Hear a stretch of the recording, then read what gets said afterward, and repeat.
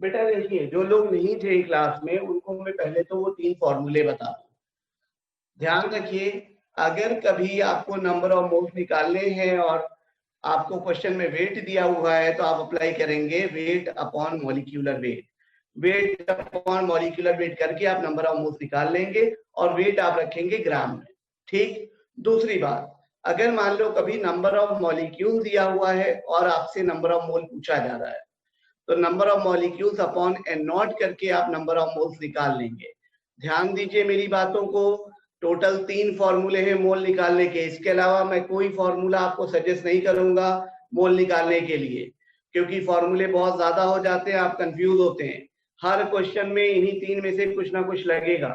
तो नंबर 1, अगर वेट दिया है तो आप अप्लाई करेंगे number of moles equal to weight upon molecular wait.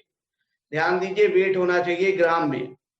Number 2, अगर क्वेश्चन आप पढ़ोगे वहां नंबर ऑफ मॉलिक्यूल्स दिया हुआ है तो नंबर ऑफ मॉलिक्यूल दिया हुआ है तो नंबर ऑफ मोल्स हो जाएगा number of molecules upon N not.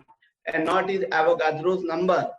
और अगर एसटीपी पर कोई गैस दी है, एसटीपी पर कोई गैस दी है तो तीसरा केस लगेगा। तीसरा केस क्या होता है? Number of moles equal to volume of gas upon 22.4। Volume of gas किस यूनिट में होना चाहिए? लीटर में होना चाहिए। जो गैस का वॉल्यूम है वो लीटर में प्रेजेंट होना चाहिए। बस यही 3 मेथड होंगे जिनसे कि आप नंबर ऑफ मोल्स कैलकुलेट करेंगे। चलिए अब जरा हम इसकी बात करते हैं। ये जो क्वेश्चन दिया हुआ है, जिन लोगों ने कर लिया वेल एंड गुड। ठीक, जिन लोगों से नहीं हो पाया, जरा एक बात देखिए। बात की जा रही है बेरियम कार्बोनेट की और ऑक्सीजन की।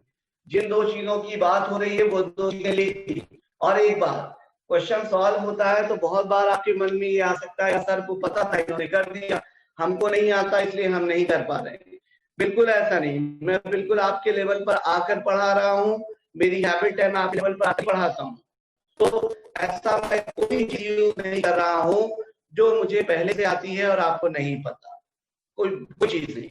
क्वेश्चन में उसने बेरियम कार्बोनेट की बात की, मैंने बेरियम कार्बोनेट लिखा। ऑक्सीजन एटम की बात की, मैंने ऑक्सीजन एटम लिख दिया। अब यहाँ देखो कितने ऑक्सीजन एटम है? 3। तो यहाँ पर 3 लिख दो। ठीक है, मैंने ब्रैकेट लगा दिया जिससे कि ये 30 ना लगे यार देखने में आपको। 3 ऑक्सीजन एटम, क्योंकि यहाँ 3 है इसलिए मैंने 3 लिख दिया। अब आप एक काम कर दो, मैं आपको मेथड कल बताया था, लिख लो number of moles sodium carbonate upon number of moles of oxygen. लिख लो number of moles of carbonate upon number of moles of oxygen atom. ये मेथड और लोग देख लीजिए, क्योंकि यहाँ पर क्वेश्चन कई बार उनका कॉम्प्लिकेटेड होता है तो डायरेक्ट नहीं हो पाता। तो डायरेक्ट ना हो पाए तो प्रैक्टिस आपको पता होना चाहिए। ठीक है, अब देखो जरा यहाँ पर क्या हो रहा है। Number of moles of barium carbonate, barium carbonate का कोफिशिएंट कितना है? 1। और ऑक्सीजन एटम का कोफिशिएंट कितना है? 3। तो इसके सामने 3 लिख दो। ठीक, 3 लिख दिया। अब तुमको चाहिए क्या? ऑक्सीजन के मोल चाहिए। क्या हो जाएगा? 3 into number of moles of barium carbonate. Barium carbonate के कितने दिए? 1.5।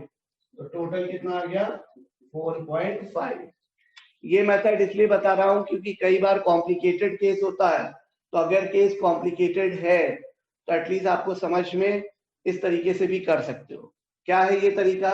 Number of moles of barium carbonate upon number of moles of oxygen atom, ये लिखा, इक्वल टू बेरियम कार्बोनेट का कोफिशिएंट इसके सामने लिख दोगे। कितना है कोफिशिएंट? 1। ऑक्सीजन एटम का कोफिशिएंट इसके सामने लिख दोगे। कितना है कोफिशिएंट? 3। तो एक रिलेशन मिल गया, 4.5 हो गया। ठीक है, अच्छा यहीं पर ये समझ में आ गया होगा, रफ कर दूं। यहीं पर बच्चों करना चाहते तो हम डायरेक्ट भी कर सकते थे। देखो कैसे, क्योंकि इस क्वेश्चन में डायरेक्ट हो रहा है। वो मेथड इसलिए बताया कि यहाँ भी अप्लाई होगा और अगर एग्जामिनर कभी घुमा दे तो भी काम कर जाएगा वो मेथड। ठीक है, कई बार होता है कि डायरेक्ट क्वेश्चन नहीं हो पाता। ठीक, यहाँ पर डायरेक्ट भी हो जाएगा। एक बेरियम कार्बोनेट में कितने ऑक्सीजन है? 3। एक बेरियम कार्बोनेट में ऑक्सीजन है 3, यानी कि ऑक्सीजन जो है वो बेरियम कार्बोनेट का ट्रिपल है, 3 टाइम्स है। तो कार्बोनेट के मोल कितने हैं? 1.5। अब बेरियम कार्बोनेट के मोल 1.5 हैं तो ऑक्सीजन एटम के मोल उसका ट्रिपल कर दो, कितना हो जाएगा 3 × 1.5 मतलब 4.5। ठीक, समझ में आ गया? ठीक है, चलिए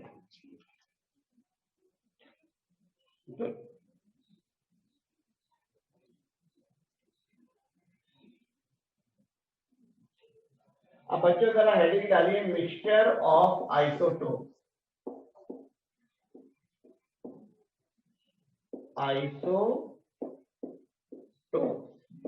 मिक्सचर ऑफ आइसोटोप, ठीक है, दिख रहा है आपको? Mixture of isotope.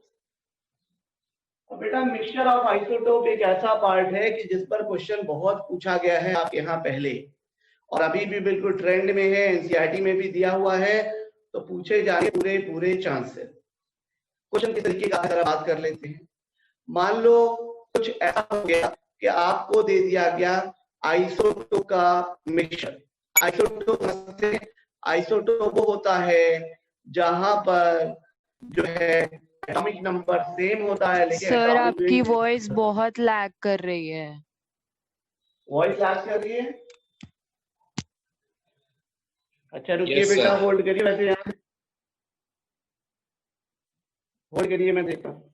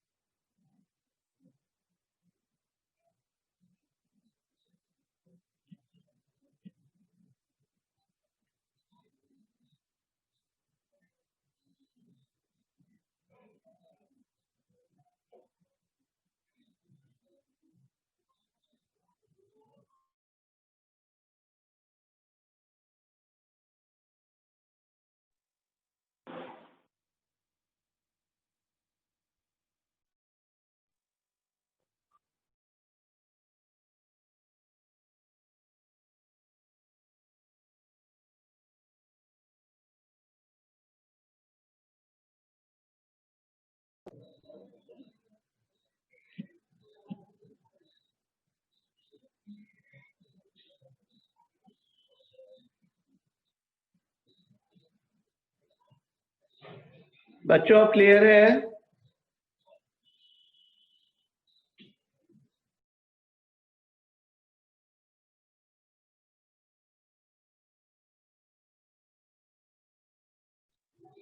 बच्चों अब क्लियर है आवाज? हाँ जी सर, क्लियर है। Yes sir. ओके, तो मैं ये बात कर रहा था कि हम लोग बात करने जा रहे हैं मिक्सचर ऑफ आइसोटोप की, ठीक है? तो मिक्सचर ऑफ आइसोटोप के क्वेश्चन बहुत इंपॉर्टेंट है। बताइए क्या होता है आइसोटोप? आइसोटोप क्या होता है? आइसोटोप में एटॉमिक नंबर सेम होगा, एटॉमिक वेट सेम होगा। जल्दी से लिखिए, जल्दी से बताओ आइसोटोप में क्या नंबर सेम होगा, एटॉमिक वेट? जल्दी बताइए। सेम होगा, मास नंबर डिफरेंट होगा। Very good, mass number different होगा और एटॉमिक नंबर होगा आइसोटोप में, है ना? नंबर सेम होता है और एटॉमिक वेट डिफरेंट होता है। तो आइसोटोप के क्वेश्चन आते हैं कैसा, जैसे देखो बोरॉन के दो आइसोटोप, एक का एटॉमिक वेट होता है और दूसरे का एटॉमिक वेट होता है 11। इस पर 3 बार आ चुका है। ऐसे ही कार्बन के दो आइसोटोप होते हैं, एक एटॉमिक वेट होता है 12 और एक का एटॉमिक वेट होता है 14। ठीक, ऐसे क्लोरीन के दो आइसोटोप होते हैं, एक का एटॉमिक वेट होता है 35 और दूसरे का एटॉमिक वेट होता है 37। ठीक है, तो मान लो तुम्हें कोई एक मिक्सचर, ठीक है, कहीं मान लो बोरॉन कट रही है। यस, वॉइस कट रही है।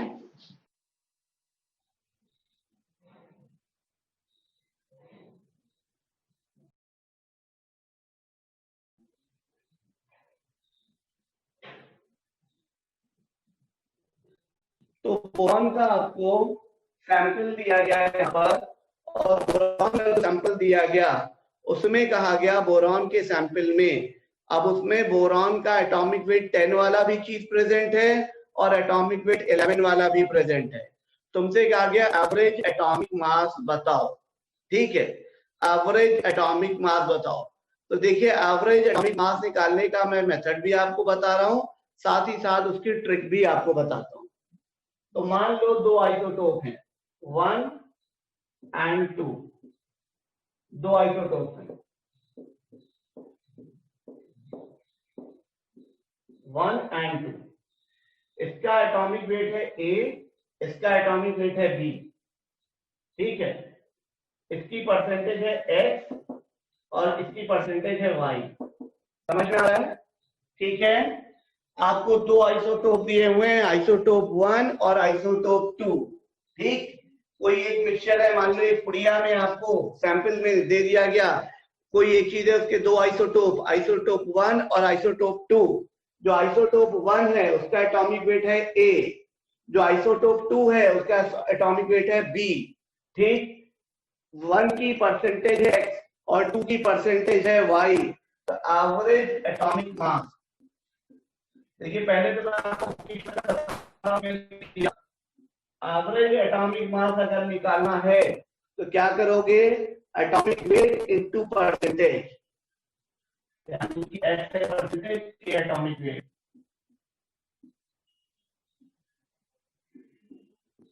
कैसे निकाला, atomic weight into percentage plus atomic weight of isotope 2 into percentage YB divided by 100। तो अगर एवरेज एटॉमिक मास आपको निकालना होगा तो आप इस फॉर्मूले से निकालेंगे, average atomic mass XA plus YB upon 100। इसको जल्दी से नोट करिए बच्चों, XA प्लस YB अपॉन 100, ठीक है। XA upon YB, XA plus YB upon 100, ठीक। तो अगर आपको मान लो कोई भी इस तरह से क्वेश्चन दिया जाए तो आप कर लेंगे, है ना। जैसे बोरॉन के दो सैंपल दिए हैं, एक का एटॉमिक वेट 10 है, एक का एटॉमिक वेट है 11। एक का एटॉमिक वेट 10 है और एक का एटॉमिक वेट है 11, ठीक।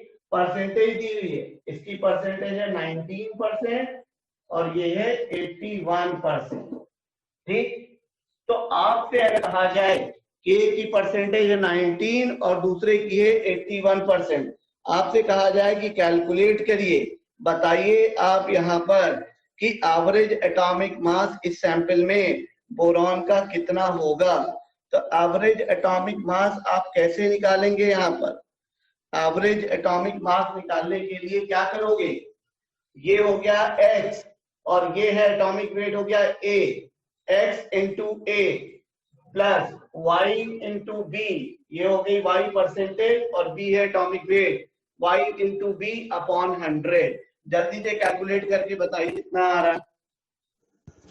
10.81 10.81 आपने कैलकुलेट किया? Yes sir. तो आ गया, जो आंसर आया 10.81। बाकी लोग आंसर देंगे?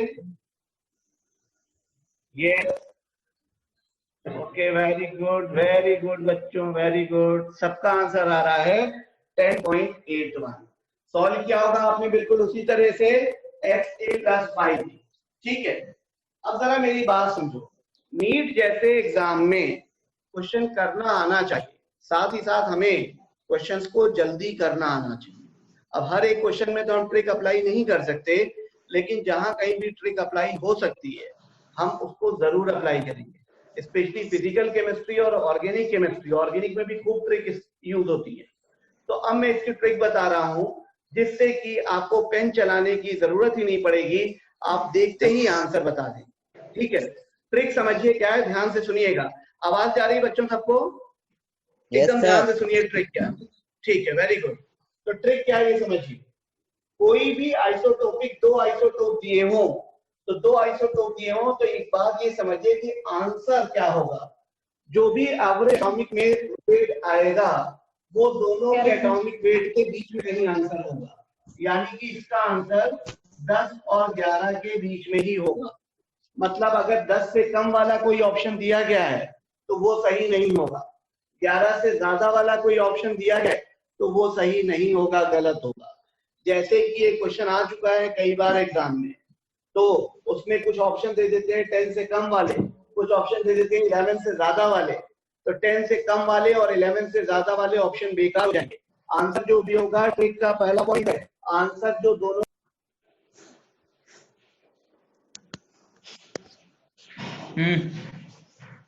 ठीक है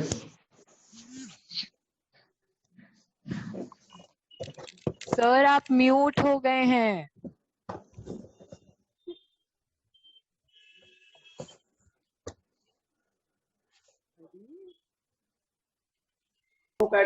जल्दी बताइए। 11 वाले सर, की repeat। परसेंटेज ज्यादा है ना? सर रिपीट करिए, मैंने आप म्यूट हो गए थे।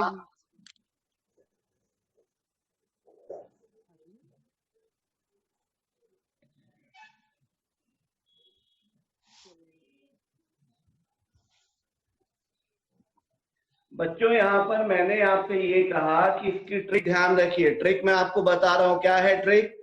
ट्रिक मैं ये कह रहा हूँ कि आंसर जो भी होगा वो 10 और 11 के बीच होगा, ठीक है? 10 और 11 के बीच होगा आंसर।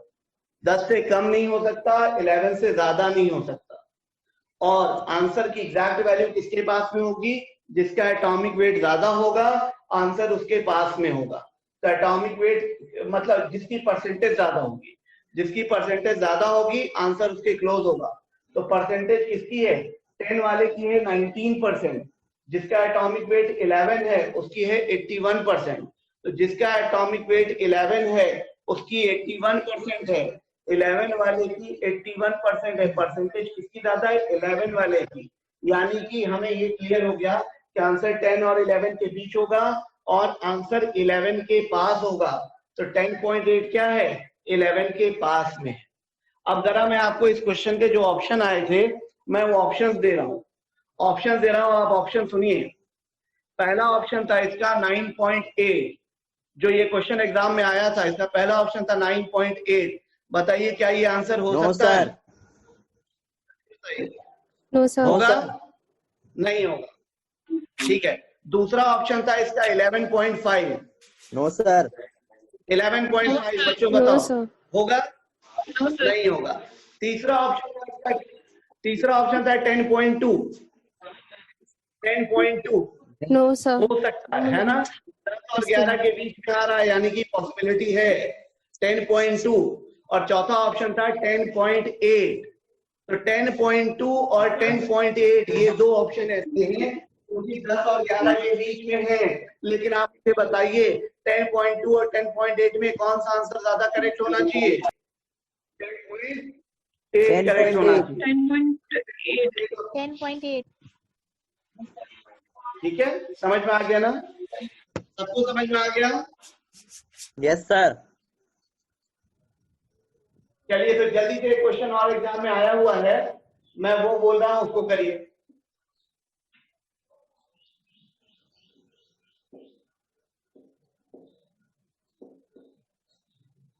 क्लोरीन के दो आइसोटोप,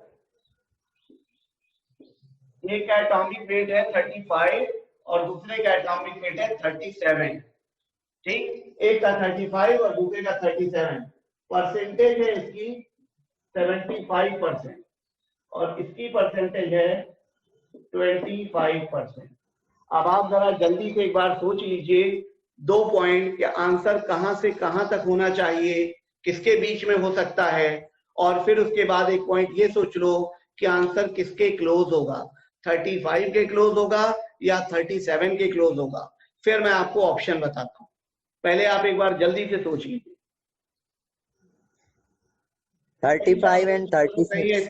यस, 35 Between 35 and 36. ठीक है।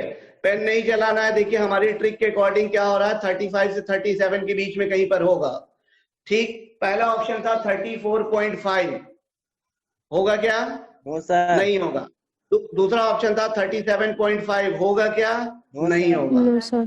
तीसरा ऑप्शन है 35.5 और चौथा ऑप्शन है 36.5। 35. 35.5 थर्ड ऑप्शन। और 36.5 दोनों में से कौन सा करेक्ट होगा? थर्ड 35. वाला करेक्ट होगा, ठीक है ना? 35.5। 35.5। तो आप बताइए इस तरह के क्वेश्चन आप ऐसे कर लोगे, है Yes, ना? sir. देखो एक बात समझ लो, एग्जाम में, नीट जैसे एग्जाम में आपने पेपर दिया होगा, ये रिवीजन मैच है, तो आपको पता होगा टाइम की कितनी इंपॉर्टेंस है वहां पर, है ना? टाइम सेव करना पड़ता है, कुछ क्वेश्चंस में ज्यादा टाइम लग जाता है, तो जो ज्यादा टाइम लगता है वो बाकी कुछ क्वेश्चन को ट्रिकी वे में करके टाइम सेव करना होता है। तो इस तरह के क्वेश्चन है या जो भी है जो ट्रिक से हो जाएंगे। कोई एक स्टूडेंट है जो पूरा सॉल्व कर रहा है और आप जल्दी से कर ले रहे हैं, तो आप जल्दी कर लेंगे तो नो डाउट आप उससे आगे निकल जाएंगे, और एग्जाम में यही करना होता है। कल भी हम लोग बात कर रहे थे कि पढ़ते बहुत सारे लोग हैं, सारे लोग सेलेक्ट नहीं होते, क्योंकि पढ़ने का तरीका बहुत मैटर करता है। तो हो जाएगा ये, ओके। चलिए बच्चों जरा हेडिंग डाली जल्दी से, limiting reagent. Limiting reagent, limiting reagent. Limiting reagent की अगर बात की जाए तो ये कब आप अप्लाई करेंगे लिमिटिंग रिएजेंट, तो समझिए जरा। अगर लिमिटिंग रिएजेंट की हम बात करें तो होता क्या है, जब कभी दो रिएक्टेंट प्रेजेंट होंगे, मान लो कुछ इस तरह से,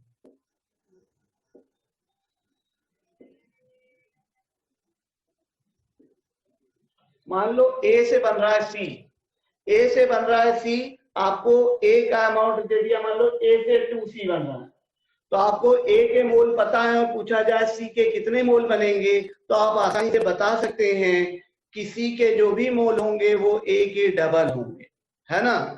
ए के मोल पता है तो आप सी के मोल आसानी से बता सकते हो। तो ये तो लिमिटिंग रिएजेंट प्रॉब्लम नहीं है। लिमिटिंग रिएजेंट प्रॉब्लम तब आती है जब दो या दो से ज्यादा रिएक्टेंट आ जाए। जैसे मान लो दो रिएक्टेंट आ गए, ठीक है, दो रिएक्टेंट अगर यहाँ पर आ गए और आपसे पूछा गया कि भाई बताओ, जैसे ये हो गया XA प्लस YB, इससे मान लो कोई प्रोडक्ट बन रहा है C, ठीक? A स्मॉल A मोल है, B के स्मॉल B मोल है, आपसे आ जाए कि बताओ कितना प्रोडक्ट फॉर्म होगा। तो कितना प्रोडक्ट फॉर्म होगा अगर ये पता करना है, तो अब एक बात देखिए, यहाँ पर ये रिएक्शन जब तक चलेगी तब तक प्रोडक्ट बना रहेगा, लेकिन जब रिएक्शन रुक जाएगी तो प्रोडक्ट का बनना भी बंद हो जाएगा। तो ये जरूरी है पता करना कि रिएक्शन कब तक चलेगी। तो एक बात बताओ, रिएक्शन क्या ए अकेले चला सकता है? नहीं चला सकता। क्या रिएक्शन को बी अकेले चला सकता है? नहीं चला सकता। रिएक्शन तब तक चलेगी जब तक ए और बी दोनों प्रेजेंट होंगे। जैसे ही दोनों में से कोई एक खत्म हो जाएगा, कोई एक जैसे ही फिनिश होगा, तुरंत कहा जाएगा कि रिएक्शन रुक जाएगी। तो जब कभी भी दो या दो से ज्यादा रिएक्टेंट प्रेजेंट होते हैं, तो जो रिएक्टेंट सबसे पहले फिनिश हो जाता है उसको हम कहते हैं लिमिटिंग रिएजेंट। जैसे अगर यहाँ पर बी पहले खत्म हो गया तो बी हो जाएगा लिमिटिंग रिएजेंट, अगर यहाँ ए पहले खत्म हो गया तो ए हो जाएगा लिमिटिंग रिएजेंट। और जो दूसरी चीज होती है उसको कहते हैं एक्सेस रिएजेंट, कि वो एक्सेस में प्रेजेंट है। तो लिमिटिंग रिएजेंट की प्रॉब्लम जब आती है तो उसको करने के लिए सबसे पहले हमें पता करना पड़ता है कि कौन पहले खत्म होगा, यानी कि कौन होगा लिमिटिंग रिएजेंट। जब एक बार हमें पता चल जाता है कि कौन है लिमिटिंग रिएजेंट, तो फिर आगे की पूरी प्रॉब्लम हम सिर्फ लिमिटिंग रिएजेंट के बेसिस पर करते हैं। बाकी और कितने कौन कौन से रिएक्टेंट हैं उनसे हमें कोई मतलब नहीं होता।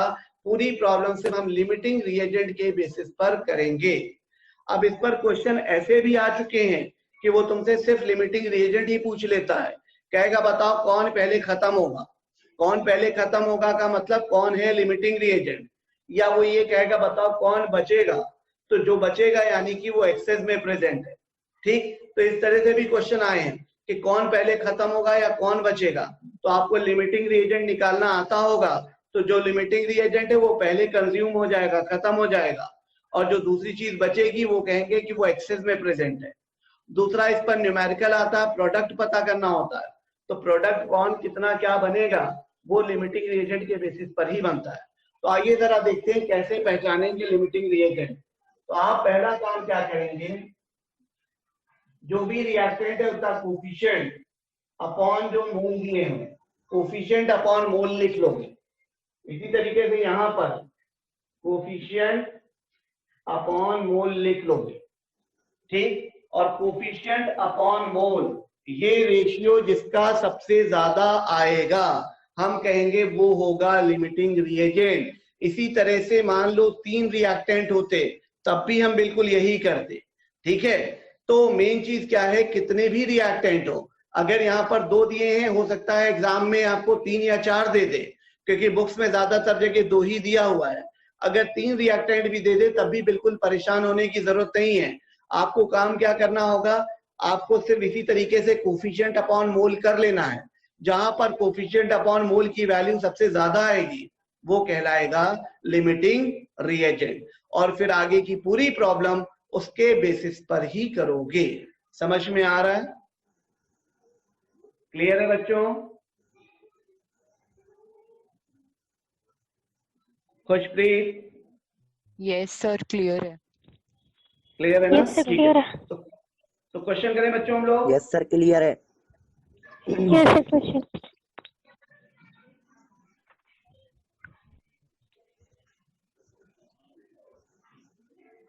देखिए लिमिटिंग रिएजेंट बहुत इंपॉर्टेंट है, इस पर क्वेश्चन बहुत पूछा जाता है, इसे बहुत अच्छी तरीके से करिएगा, इसको समझिएगा। देखिए इस पर हम लोग क्वेश्चन कर लेते हैं। बेरियम क्लोराइड, ये क्वेश्चन भी आया हुआ है कई बार। Barium chloride phosphate, sodium phosphate, ठीक।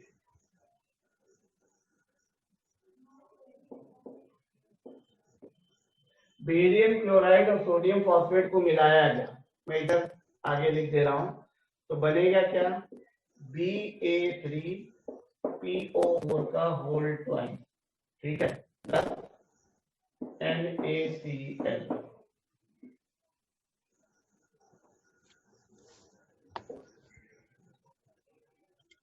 ये रिएक्शन दी है, ये रिएक्शन आपको दी हुई है कि बेरियम क्लोराइड है और सोडियम फॉस्फेट है। तो बेरियम क्लोराइड और सोडियम फॉस्फेट को जब मिला रहे हैं तो बेरियम क्लोराइड और सोडियम फॉस्फेट को मिलाने पर क्या बन रहा है, बेरियम फॉस्फेट और सोडियम क्लोराइड, ठीक। तो बेरियम क्लोराइड सोडियम फॉस्फेट, ठीक। अब इसमें पूछा गया है कि बेरियम फॉस्फेट के कितने मोल बनेंगे, ठीक है। इस क्वेश्चन में ये बात पूछी गई कि बेरियम फॉस्फेट के कितने मोल बनेंगे। तो अगर ये पूछा गया कि बेरियम फॉस्फेट के कितने मोल बनेंगे, तो क्योंकि यहाँ पर 2 रिएक्टेंट है तो भाई पहले आपको पता करना पड़ेगा कि लिमिटिंग रिएजेंट कौन है।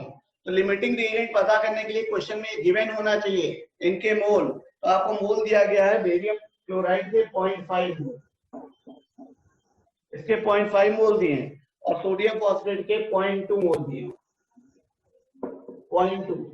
तो अब देखिए कोफिशिएंट अपॉन मोल 3/0.5, 3/0.5 कितना हो गया, 6 हो गया, ठीक। और इसी तरीके से यहाँ पर 2/0.2, 2/0.2 कितना हो गया, 10 हो गया। समझ में आ रहा है? तो कोफिशिएंट अपॉन मोल कर दिया, तो कोफिशिएंट अपॉन मोल किया, तो यहाँ पर कोफिशिएंट अपॉन मोल आ गया 6 और यहाँ पर आ गया कोफिशिएंट अपॉन मोल की वैल्यू आ गई 10।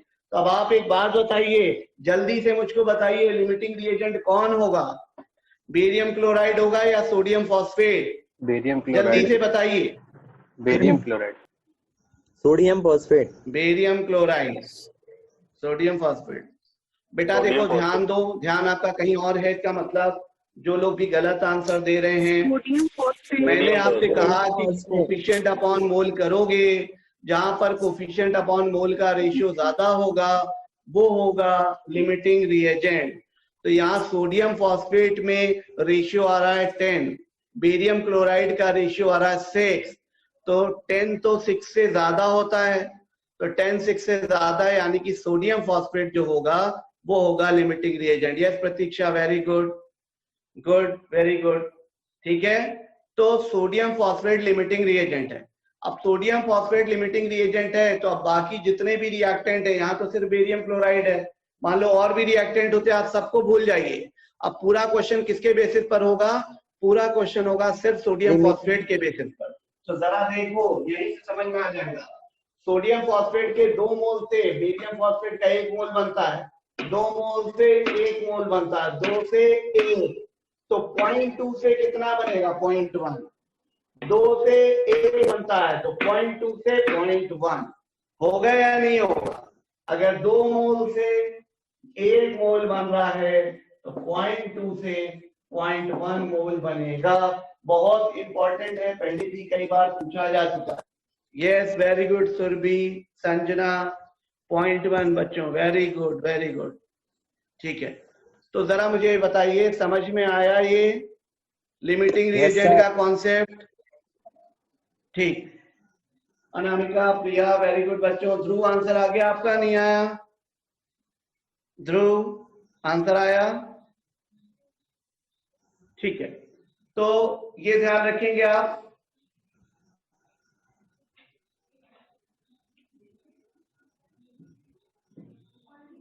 देखो, ये क्वेश्चन आप नोट कर रहे होंगे कि कई लाइंस में आया होगा, है ना? तो क्वेश्चन तो कोई याद करने वाली चीज है नहीं, उसकी जरूरत है। मेन आपको काम क्या करना है, आपको एक पेज की चीज को एक लाइन में कंसाइज करके ध्यान रखना, याद करना है। तो एक लाइन क्या कहती है, यहाँ क्या याद रखोगे? यहाँ याद रखोगे coefficient upon mole. Coefficient upon mole का रेशियो जिसका ज्यादा होगा वो कहलाएगा लिमिटिंग रिएजेंट, और जो लिमिटिंग रिएजेंट होगा पूरा क्वेश्चन आगे उसके बेसिस पर ही करोगे। ठीक है, पूरा का पूरा क्वेश्चन उसके बेसिस पर ही होगा। अच्छा, एक बात और ध्यान रखिए, हो सकता है कभी आपको वो मोल ना दे, वॉल्यूम दे दे। तो अगर मोल ना दे, वॉल्यूम दे दे, तब भी इसी तरीके से कोफिशिएंट अपॉन वॉल्यूम कर लेना। कोफिशिएंट अपॉन वॉल्यूम कर लेना, जिसका रेशियो ज्यादा आएगा वो कहलाएगा लिमिटिंग रिएजेंट। क्योंकि जैसे गेल-लुसैक्स लॉ और डाल्टन लॉ को कंबाइन करके अगर बात की जाए तो हम मोल की जगह पर वॉल्यूम का भी यूज कर सकते हैं, तो उसमें कोई इशू नहीं है। चलिए, एक क्वेश्चन और जल्दी से कर लिए।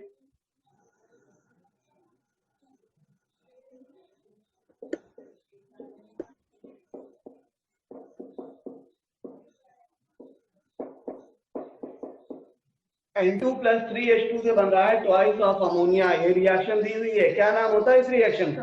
Haber's process. मुझे इस रिएक्शन का नाम? Haber's process. Very good.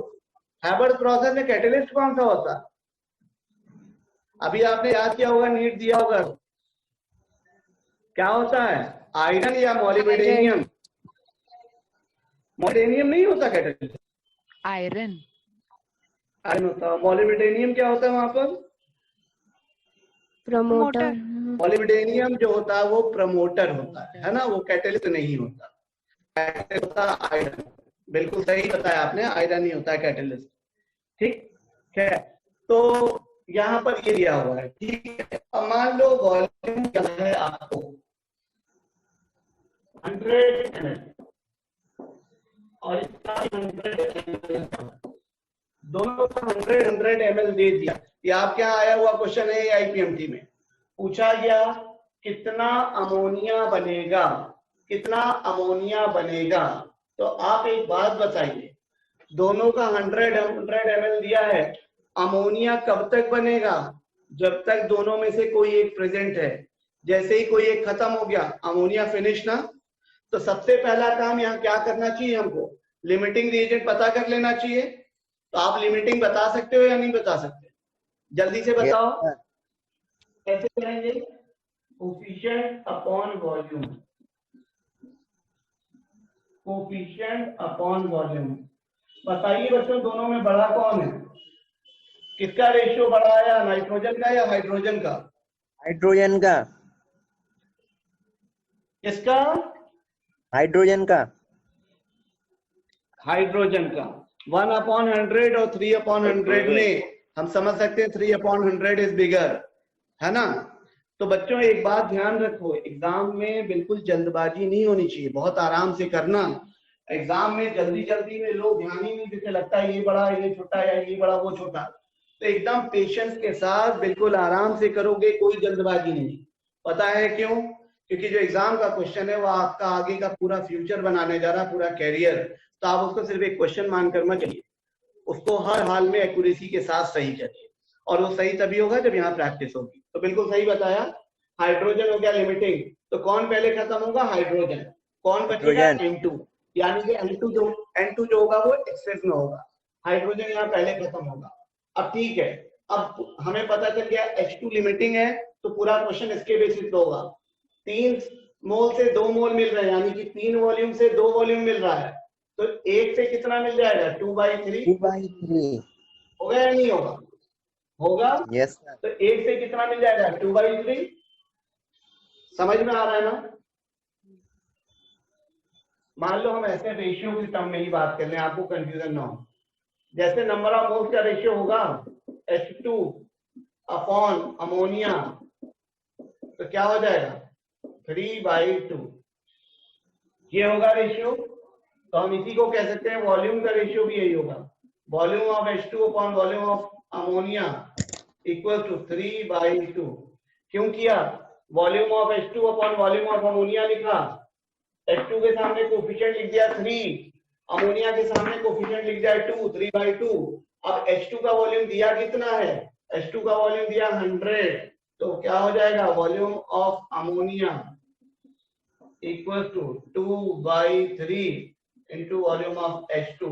Volume of H2 की जगह 100 रख दो, 100 रखोगे तो कितना आ जाएगा? तो 66 पॉइंट समथिंग आएगा, 66.6 के आसपास। 66.6 क्या आएगा? ये 66.6 लीटर आएगा। ml क्यों बच्चों? ml में आएगा ml आएगा, ml में आएगा, है ना? आंसर टिक करते समय एक बैक चेक जरूर करोगे यूनिट का, क्योंकि आपके यहाँ ऐसे क्वेश्चंस भी आ चुके हैं जिसमें वैल्यू बिल्कुल सेम दी हुई थी लेकिन यूनिट बदल दी गई थी। तो क्या हो जाएगा? ml। ठीक है, बिल्कुल सही निकाला आप लोगों ने, ml में आएगा आंसर। ठीक,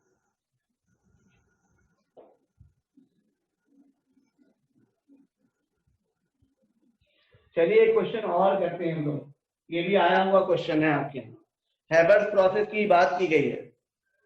अच्छा, हाइड्रोजन को एनसीईआरटी में जैसे वर्ड यूज किया जाता है इसके लिए डाई हाइड्रोजन, नाइट्रोजन के लिए कभी कभी वर्ड यूज कर लेते हैं डाई नाइट्रोजन। डाई नाइट्रोजन मतलब N2, डाई हाइड्रोजन मतलब H2। तो ये जो क्वेश्चन आया था, ये क्वेश्चन जो है उसमें यही हाइड्रोजन और नाइट्रोजन नहीं लिखा था, उसमें लिखा था डाई हाइड्रोजन और डाई नाइट्रोजन आपस में रिएक्ट करते हैं और अमोनिया बनाते हैं। तो डाई हाइड्रोजन मतलब H2 और डाई नाइट्रोजन मतलब N2। ठीक, वॉल्यूम दिया हुआ था 30 लीटर और इसका भी दिया था 30 लीटर। ठीक, 30 लीटर दोनों का दिया था। पहला काम मुझे ये कर दो, एक्चुअली जो क्वेश्चन आया था उस पर हम बाद में आएंगे, मैं इस क्वेश्चन को कई सारे पार्ट में बांट रहा हूं। तो पहले मुझे बताओ दोनों में से लिमिटिंग कौन होगा? देखते हैं सबसे पहले कौन बताता है, कौन होगा लिमिटिंग। देखते हैं सबसे पहले कौन बताता है, मतलब सबसे पहले कौन सही बताता है। हाइड्रोजन। रवि का पहला आंसर आया, उसके बाद ध्रुव का आंसर आया हाइड्रोजन। हाइड्रोजन। गुड, ठीक है। जैसा कि मैंने कहा कि पहले कौन आंसर देता है, ठीक है। हालांकि मैं करेक्ट कर दूं, मेरा कहने का मतलब पहले कौन सही आंसर देता है। तो खैर सभी लोगों ने सही आंसर दिया जितने लोगों ने दिया है, और वो क्या? हाइड्रोजन। ठीक है, क्यों? 1/30 और 3/30, तो जाहिर सी बात है 3/30 ज्यादा है, यानी कि क्या हो जाएगा? हाइड्रोजन होगा लिमिटिंग रिएजेंट। ठीक, अब हाइड्रोजन होगा लिमिटिंग रिएजेंट। तो अगर मैं आपसे पूछूं कि ये बताओ कि कितनी अमोनिया बनेगी, तो देखिए मैं बता दे रहा हूं, 3 लीटर से 2 लीटर बन रही है, 3 लीटर से 2 लीटर बन रही है, तो 30 लीटर से कितनी बनेगी? 20 लीटर बनेगी या नहीं बनेगी? बताओ, बताइए मेरे। Yes sir. 20 लीटर बनेगी, है ना? यानी कि अगर क्वेश्चन ये पूछा गया होता कि कितने लीटर अमोनिया फॉर्म होगी, तो कितने लीटर अमोनिया बनेगी? 20 लीटर अमोनिया। ठीक, 2 क्वेश्चन हो गए अभी तक। ठीक, चलिए तीसरे क्वेश्चन पर आते। शुरुआत में तो ये 0 था, इनिशियली t इक्वल टू 0 पर। अच्छा ये बताओ यहाँ पर लिमिटिंग रिएजेंट तो H2 है, एक्सेस वाला रिएजेंट कौन सा है? नाइट्रोजन। एक्सेस रिएजेंट कौन सा है? नाइट्रोजन। नाइट्रोजन। वेरी गुड जी। अब मैं आता हूं इस क्वेश्चन पर। क्वेश्चन ये था कि यहाँ पर अगर मैं आपसे पूछूं कि at the end of the day, यानी कि रिएक्शन जब खत्म होगी, तो रिएक्शन खत्म होने पर हमें तीनों चीजों के बारे में बताना है, कि तीनों चीजों का कॉम्पोजिशन बताना है कि कौन कौन कितना बचेगा। तो एक बात बताओ, 30 लीटर ये था और पूरा रिएक्ट कर रहा है, यानी कि माइनस का मतलब कितना रिएक्ट कर रहा है, तो हाइड्रोजन तो पूरा 30 लीटर रिएक्ट कर जाएगा, 30 में से 30 पूरा रिएक्ट कर जाएगा, क्योंकि हाइड्रोजन इज लिमिटिंग रिएजेंट। इधर देखिए, 3 लीटर से नाइट्रोजन का 1 लीटर रिएक्ट करता है, 3 लीटर से 1 लीटर रिएक्ट करता है, तो 30 लीटर से कितना रिएक्ट करेगा? 10 लीटर करेगा या नहीं? 10 लीटर। 30 लीटर से 10 लीटर, ये बचेगा कितना? 20 लीटर। ठीक है, 3 लीटर से 2 लीटर बनता है, तो 30 लीटर से कितना बन जाएगा? 20 लीटर। ठीक, तो क्या होगा? हमें बचेगा 20 लीटर नाइट्रोजन, ठीक, हाइड्रोजन बिल्कुल नहीं बचेगा, और अमोनिया कितनी बचेगी? 20 लीटर। समझ में आ रहा है?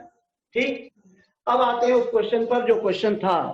क्वेश्चन में यह कहा गया था कि अगर रिएक्शन सिर्फ 50% हो, अगर रिएक्शन सिर्फ 50% हो तो कितनी चीजें बचेंगी।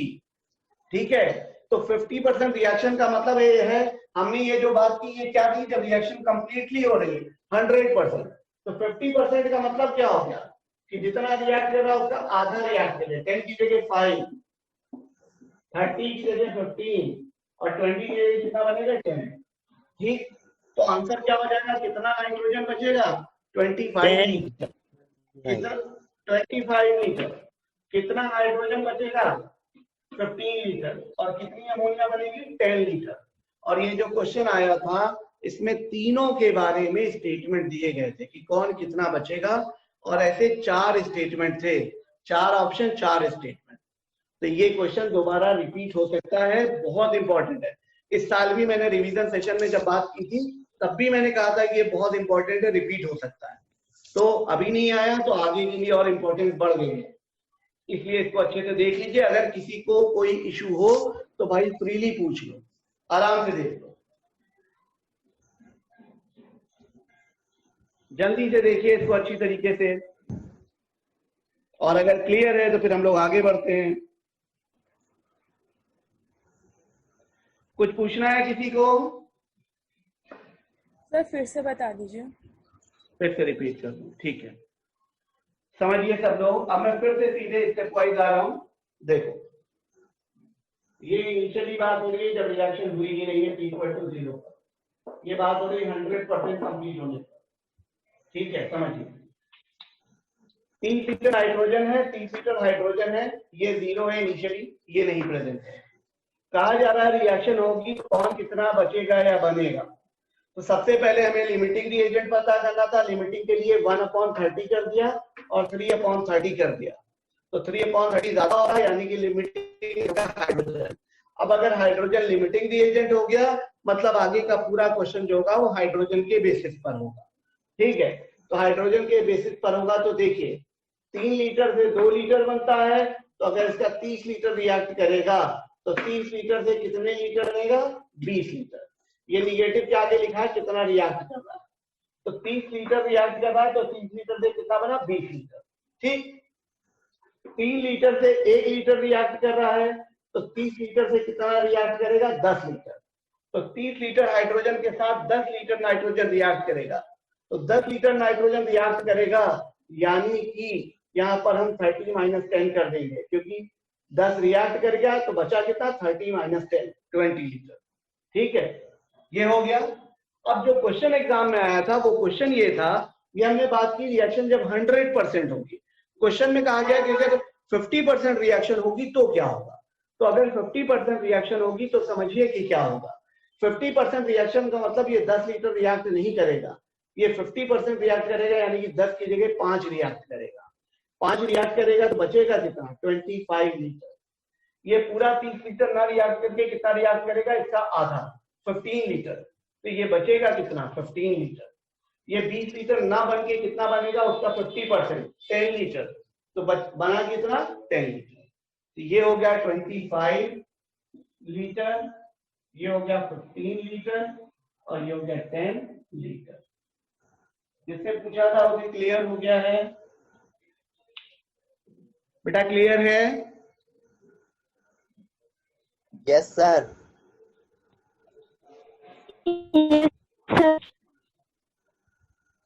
Okay Yes, sir. ठीक, ओके।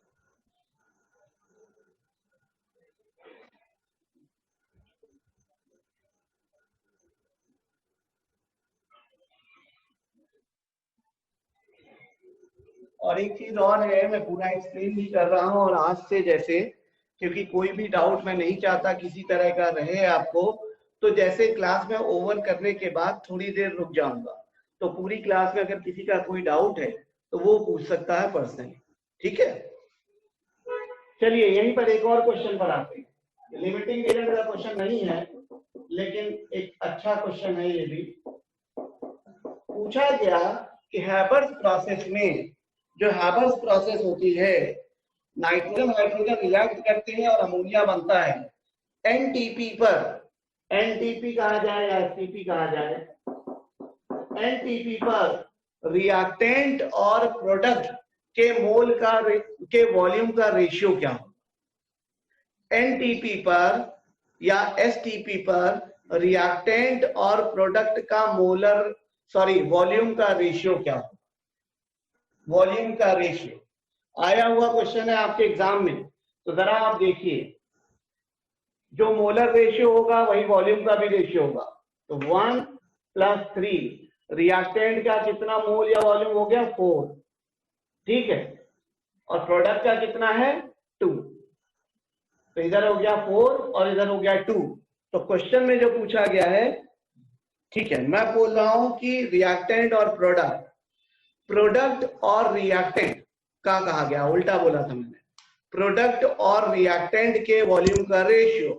तो प्रोडक्ट का वॉल्यूम कितना होगा, 2, और रिएक्टेंट का कितना है, 4, 2, और ये कितना है, 4। तो 2/4 यानी कि कितना हो गया, हाफ हो गया, 1/2। वेरी गुड, वेरी गुड, बहुत अच्छी बात है, वेरी गुड बच्चों, गुड गुड, ठीक। चलिए एक और क्वेश्चन बनाते हैं।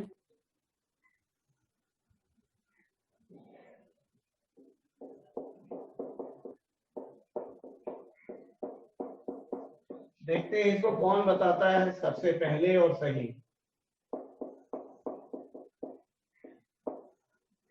दिख रहा है, विजिबल है? हाँ ठीक। इसका लिया गया 1 लीटर, इसका लिया गया 1.5 लीटर, ठीक है। 1 लीटर अमोनिया ली गई और 1.5 लीटर HCl लिया गया। एंड में पूछा गया है कि जब रिएक्शन कंप्लीट हो जाएगी तो टोटल वॉल्यूम कितना होगा, जल्दी से बताइए। लिमिटिंग रिएजेंट भी इसमें थोड़ा बहुत यूज हो ही रहा है। जब रिएक्शन कंप्लीट होगी तो टोटल वॉल्यूम कितना होगा?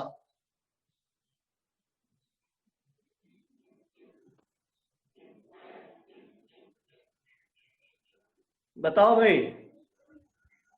1.5 लीटर।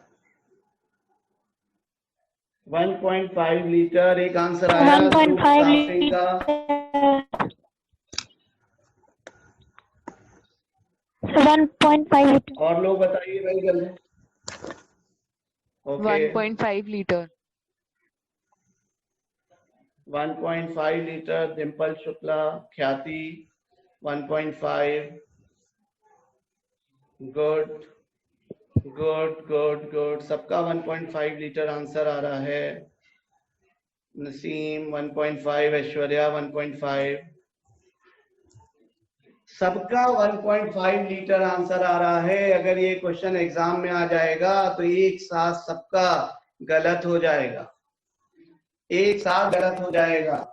क्यों गलत हो जाएगा बच्चों, समझिए। क्या गलती हो रही है? ये 1 लीटर है, 1.5 लीटर है, बिल्कुल ठीक बात है। ठीक है, इसके एक यहाँ पर लिमिटिंग कौन होगा? 1/1, 1/1.5 तो लिमिटिंग है अमोनिया, लिमिटिंग है अमोनिया। तो ये कितना बचेगा? 0.5 है ना। अमोनिया के 1 लीटर के साथ HCl का 1 लीटर रिएक्ट कर जाएगा। अब अमोनिया के 1 लीटर के साथ HCl का 1 लीटर रिएक्ट कर जाएगा तो HCl बचेगा कितना? 0.5 लीटर। अब ये लगता है इसके 1 मोल के साथ इसका 1 मोल रिएक्ट कर रहा है तो NH4Cl का 1 मोल बनेगा। तो इसी तरीके से कह सकते हैं इसके 1 लीटर के साथ HCl का 1 लीटर रिएक्ट करेगा तो इसका 1 लीटर बन जाएगा, जो कि गलत होगा। भाई यहाँ ये देखिए, ये सॉलिड है। क्या आप सॉलिड का वॉल्यूम कंसीडर करते हो? नहीं करते। तो सॉलिड का तो वॉल्यूम ही कंसीडर नहीं होगा। तो यहाँ फाइनल वॉल्यूम क्या होगा? फाइनल वॉल्यूम वही होगा जो HCl बचा है। HCl कितना बचा है? 0.5 लीटर। समझ में आया? अब देखिए बच्चों, आप लोग आंसर दे रहे हैं, very good, good. Yes sir. देखिए इससे एक ये चीज अच्छी है, यहाँ कितना भी गलत कर दो कोई फर्क नहीं पड़ता, एग्जाम में गलत नहीं होना चाहिए, है ना। और यही चीजें तो हमें सीखनी है। हमें ये नहीं है कि सिर्फ कोर्स कंप्लीट करना है कि हाँ भाई कोर्स खत्म करना है, कोर्स तो खत्म होगा ही अपने टाइम पर, लेकिन हमें सीखना है कि हम पिछले साल से अपने आप को कंपेयर करें नेक्स्ट ईयर में। तो एक हैबिट डालिए, देखिए हर सब्जेक्ट में, मैं ये नहीं कह रहा हूं सिर्फ सभी में, जब भी कोई चैप्टर खत्म हो तो आप अपने आप को कंपेयर करिए पिछले साल से और इस साल से कि क्या कोई डिफरेंस आया या नहीं आया। और कोई भी चीज अगर पढ़ रहे हो तो भाई मेरी रिक्वेस्ट है उसको इस तरीके से आप करिए कि आप ये मत करिए कि पिछले साल मुझे आता था उस फ्लो में, जो आता था वो आपकी स्ट्रेंथ है, मैं पहले ही बता चुका हूँ। और बस ये ढूंढने की कोशिश करिए कि मैं कहाँ गलती कर सकता हूँ। जो अपनी गलतियां ढूंढ लेगा वो गलतियों को रेक्टिफाई कर लेगा, वो सिलेक्ट हो जाएगा। स्टार बनाइए इस क्वेश्चन पर, ये आप रिवाइज करते रहेंगे, ठीक है।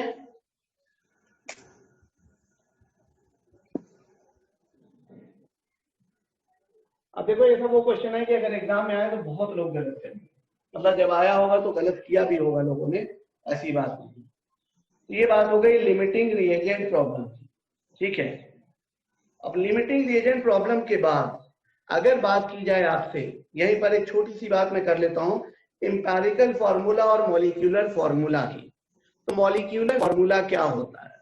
मॉलिक्यूलर फॉर्मूला जैसे कि एनसीईआरटी में भी दिया हुआ है, अब क्योंकि एनसीईआरटी में है तो कभी कभार एम्पिरिकल फॉर्मूला पर क्वेश्चन आ जाता है, ठीक है, इसलिए ध्यान रखिए। मॉलिक्यूलर फॉर्मूला क्या होता है? किसी भी मॉलिक्यूल में जिस चीज के जितने एटम प्रेजेंट होते हैं वो होता है उसका मॉलिक्यूलर फॉर्मूला, ठीक है, जिस चीज के जितने एटम प्रेजेंट है, और उसमें सबका एटॉमिक वेट रख के वैल्यू निकालो तो उसी को बोलते हैं मॉलिक्यूलर मास। इसी तरीके से एम्पिरिकल फॉर्मूला क्या होता है? सिंपलेस्ट फॉर्मूला बोलते हैं या एम्पिरिकल फॉर्मूला, वो क्या बताता है? सिंपलेस्ट होल नंबर रेशियो, जो किसी मॉलिक्यूल में जो एटम्स होते हैं उनका होल नंबर रेशियो जो आपस में होता है उसको कहते हैं सिंपलेस्ट फॉर्मूला। सिंपलेस्ट फॉर्मूला में अगर आप वैल्यूज रख दें एटॉमिक वेट की तो जो आएगा उसको कहते हैं एम्पिरिकल फॉर्मूला मास, ठीक है। अच्छा, यहीं पर एक बात और समझिए कि आपको अगर मान लो एम्पिरिकल फॉर्मूला निकालना है तो एम्पिरिकल फॉर्मूला निकालने के लिए आपको कुछ करना नहीं है, आप सीधा सा एक फंडा याद रखिए कि जो इस चीज के जितने एटम दिए हुए हैं सबके मोल निकालो, सबके मोल निकाल के वहां रखोगे तो एम्पिरिकल फॉर्मूला आ जाएगा। जैसे मान लीजिए मैं एक क्वेश्चन करा रहा हूं आपको, ए और बी दो चीजें, इनको मिलाकर कोई चीज बनाई जा रही है। ए का एटॉमिक वेट है 12.5, ठीक है, ए का एटॉमिक वेट है 12.5 और बी का एटॉमिक वेट है 37.5। ए की परसेंट, बी की परसेंटेज है 75% और ए की परसेंटेज है 25% बाय वेट। तो एक बात समझिए, ये दिया हुआ एटॉमिक वेट, एटॉमिक वेट दिया हुआ है, तो एटॉमिक वेट दिया हुआ है तो अगर आपको एम्पिरिकल फॉर्मूला चाहिए तो एम्पिरिकल फॉर्मूला चाहिए तो सबसे पहले तो नंबर ऑफ मोल निकालने पड़ेंगे। नंबर ऑफ मोल निकालने के लिए तुम्हें कुछ पता होना चाहिए, या तो वेट दिया हो या नंबर ऑफ पार्टिकल दिए हो। तो वेट वगैरह नहीं दिया, लेकिन परसेंटेज बाय वेट दिया है, तो परसेंटेज बाय वेट दिया है तो उसी को तुम वेट मान लो। जैसे 25% दिया है तो उसको मान लो 25 ग्राम, 75% दिया है तो इसको मान लो 75 ग्राम। तो ए के मोल कितने हो जाएंगे? ए के मोल हो जाएंगे 25 वेट हो गया अपॉन एटॉमिक वेट 12.5। बी के मोल हो जाएंगे 75 अपॉन एटॉमिक वेट 37.5। ठीक है, तो ए के मोल आ गए 2 और बी के मोल आ गए 2। तो एम्पिरिकल फॉर्मूला हो जाएगा A2B2। बताइए भाई, देखिए समझ में आ रहा है बच्चों?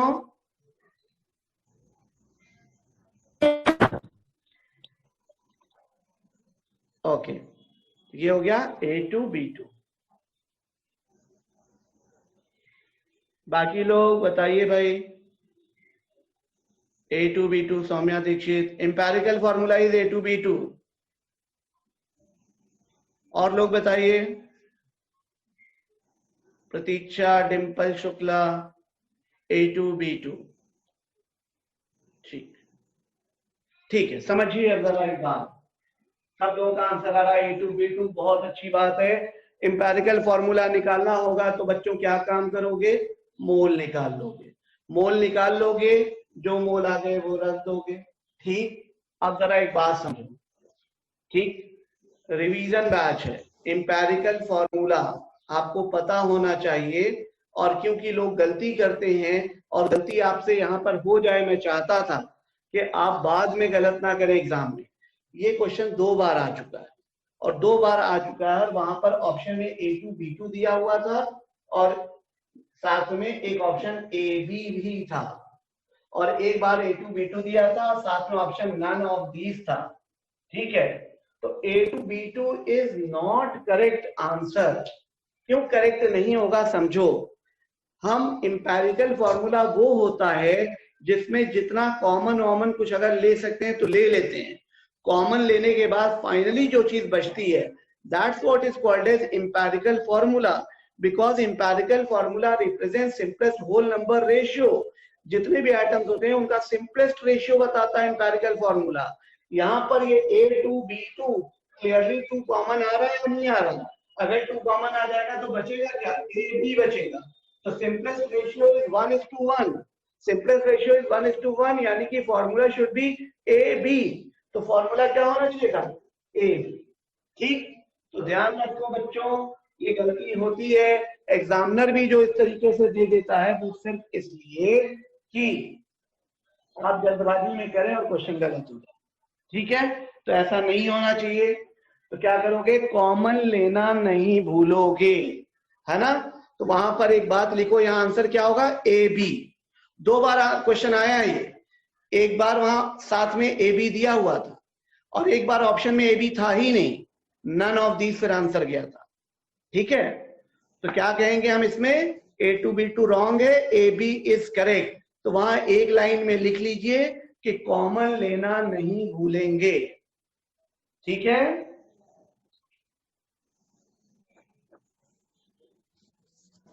बच्चों मैं बार बार कह रहा हूं कि देखिए, हम लोग ये जो पढ़ रहे हैं ये सिर्फ इसलिए पढ़ रहे हैं कि चीजें हमारी जो हमें नहीं आती है, गलती होती है, वो हमें पता चले।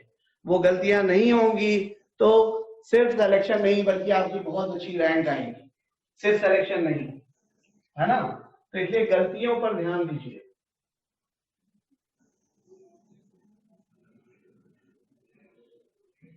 और भाई एक बात समझो, मेरा बिल्कुल भी कोई इंटेंशन किसी को डिप्रेस करने का नहीं है। मैं सिर्फ ये चाहता हूं कि आप अपनी गलतियों पर ध्यान दें और नेक्स्ट ईयर जब रिजल्ट आए तो आप बहुत खुश हों। ठीक है, एक कड़ी मेहनत के बाद ही सफलता मिलती है। तो नेक्स्ट ईयर जब रिजल्ट आपका आए तो आप बहुत खुश हों, और वो खुशी को पाने के लिए आपको काफी कुछ करना पड़ेगा। क्या करना पड़ेगा? अपनी गलतियां ढूंढनी पड़ेंगी और उनको दूर करना पड़ेगा। चलिए एक और क्वेश्चन करते हैं जो कि आया हुआ है आपके यहाँ पर, ये AIMT। जैसा कि आपको पता हाइड्रोकार्बन है ना, हाइड्रोकार्बन में होता क्या है? हाइड्रोजन होता है और कार्बन होता है। तो हाइड्रोकार्बन में हाइड्रोजन होता है और कार्बन होता है। तो जब हाइड्रोकार्बन का कंप्लीट कंबशन करते हैं तो हमें मिलता है CO2 और वाटर। हाइड्रोकार्बन के कंप्लीट कंबशन से we will get CO2 and water. ठीक है, तो एक बार क्वेश्चन आया था, बल्कि एक बार नहीं, ये आपके यहाँ AIPMT नीट में ये क्वेश्चन 2 बार आ चुका है, रिपीट हो चुका है। ठीक है, तो कहा गया कोई एक हाइड्रोकार्बन है जिसका कंप्लीट कंबशन हो रहा है और कंप्लीट कंबशन होने से हमें CO2 और वाटर मिल रहा है। कंप्लीट कंबशन से CO2 और वाटर, मान लो मैं हाइड्रोकार्बन कह रहा हूँ CHHY, इसका कंप्लीट कंबशन हो रहा है तो हमें मिला CO2 प्लस वाटर। ठीक है, इन्होंने पूछा था कि हाइड्रोकार्बन का एम्पेरिकल फॉर्मूला पूछा था, हाइड्रोकार्बन का एम्पेरिकल फॉर्मूला पूछा था। ठीक, यानी कि अगर तुम्हें कार्बन के मोल पता चल जाए और हाइड्रोजन एटम के मोल पता चल जाए तो क्वेश्चन कर लोगे या नहीं कर लोगे, है ना? मतलब x और y की वैल्यू पता चल जाए। उन्होंने वेट दिया हुआ था कि यहाँ पर कोई और प्रोडक्ट नहीं मिल रहा है और 3.38 ग्राम 3.38 ग्राम CO2 है और साथ में वाटर है 0.69 ग्राम। क्वेश्चन में इन्होंने बता दिया कि 3.38 ग्राम CO2 है और 0.69 ग्राम जो है वो यहाँ पर वाटर है। ये क्वेश्चन में बता दिया गया। अब आपसे कहा गया कि इसका एम्पेरिकल फॉर्मूला बताओ। तो जरा एक बात समझो, अगर तुम्हें कार्बन के मोल पता चल जाए मतलब X पता चल गया, हाइड्रोजन के मोल पता चल जाए मतलब Y पता चल गया, तो आराम से एम्पेरिकल फॉर्मूला आ जाएगा। तो सबसे पहला काम हमें क्या करना चाहिए कि हमें कार्बन के मोल पता चल जाए। देखिए ध्यान दीजिए, कार्बन के मोल पता करने, मैं खुद इसको सॉल्व कर रहा हूं, आप सिर्फ सुनते जाइए। कार्बन के मोल पता करने हैं, ठीक है, तो कार्बन तो नहीं लेकिन CO2 का वेट दिया। एक बात बताओ, एक CO2 में एक कार्बन है, एक CO2 में एक कार्बन है, तो जो CO2 के मोल होंगे वही कार्बन के मोल होंगे। तो अगर हम यहाँ पर निकालेंगे CO2 के मोल, तो CO2 के मोल कितने आएंगे? 3.38 अपॉन 44 होता है मॉलिक्यूलर वेट CO2 का। ठीक है, तो ये आ जाएगा 0.07। ठीक है बेटा, यही जो 0.076 है CO2 के मोल है, तो यही कार्बन के भी मोल इतने ही हो जाएंगे। ठीक है, तो कार्बन के मोल 0.076। अब अगर हम H2O के मोल निकालें तो H2O के मोल आएंगे 0.69 अपॉन 80, ये सॉल्व हो जाएगा 0.038। ठीक है, ये लेकिन एक बात बताओ, H2O के एक मॉलिक्यूल में कितने हाइड्रोजन है? 2। H2O के एक मॉलिक्यूल में 2 हाइड्रोजन है, यानी कि हाइड्रोजन एटम के होंगे वो डबल होंगे, 2 into 0.038 मतलब 0.076। समझ में आ रहा है? ठीक है, हम ये कहते हैं कि हमें कार्बन के मोल मिल गए 0.076 और हाइड्रोजन के भी 0.076। तो फॉर्मूला लिखते हैं 0.076, x और y की जगह 0.076 लिख दिया। अब क्या ये एम्पेरिकल फॉर्मूला होगा? जल्दी से मुझे बताओ, जो मैंने लिखा है क्या ये होगा एम्पेरिकल फॉर्मूला? नो सर, नहीं होगा। No, तो sir. क्या होगा?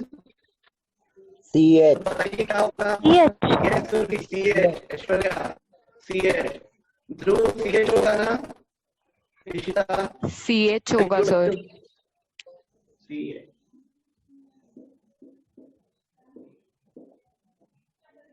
ठीक है, आप मुझे बताइए, ये क्वेश्चन टफ था, बस इसमें मोल का यूज हो रहा है ना? आपको ये दे दिया, आपको मोल निकालने पड़े, ये दे दिया, आपने मोल निकाला, क्योंकि यहाँ एक कार्बन था तो जो CO2 के मोल है वही कार्बन के मोल होंगे। यहाँ 2 हाइड्रोजन थे, इसलिए हाइड्रोजन के जो मोल होंगे वो H2O के डबल होंगे।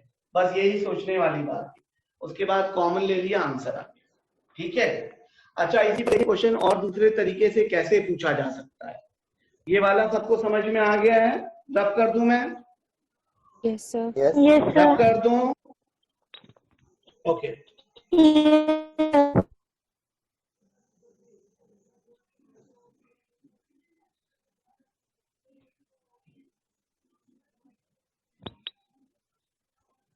देखो, क्योंकि 2 बार क्वेश्चन पूछा जा चुका है इस पर, है ना, तो 2 बार पूछा जा चुका है, तो हो सकता है अब पूछे तो थोड़ा सा चेंज कर दे।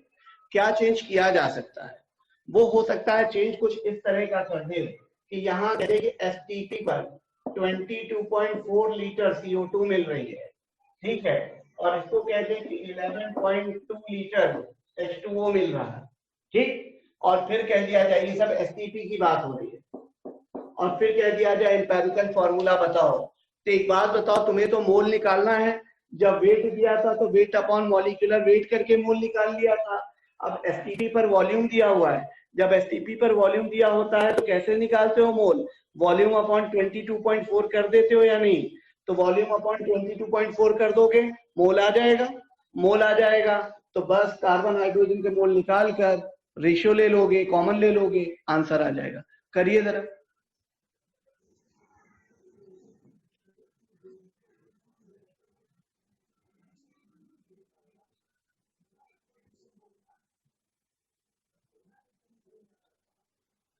यहाँ CO2 का मोल आएगा 1, CO2 का मोल 1 आएगा, यानी कि कार्बन के मोल कितने होंगे? 1। देखते हैं अभी कितने लोग सही है। और यहाँ पर H2O का मोल कितना आएगा? Half, 11.2 upon 22.4, half. तो हाइड्रोजन के मोल कितने आ गए?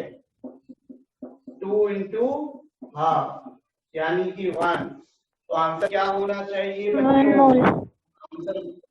आंसर वही आना चाहिए ना जो पिछले क्वेश्चन का आया, CH। Yes, sir. तो बताइए, अगर इस तरह से भी करेगा एग्जामिनर तो कर लोगे ना? हो जाएगा? Yes, sir. Yes, sir. Good, very good.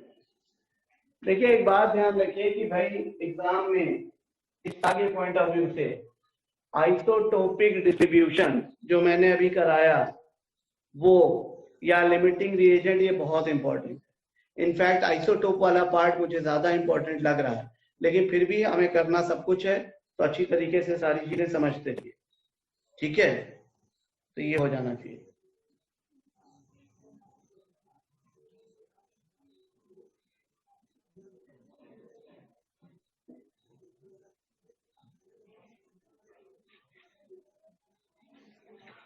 चलिए एक और क्वेश्चन करते हैं। क्वेश्चन आप शॉर्ट में लिख लीजिए जरा। C3H8 यानी कि प्रोपेन, C3H8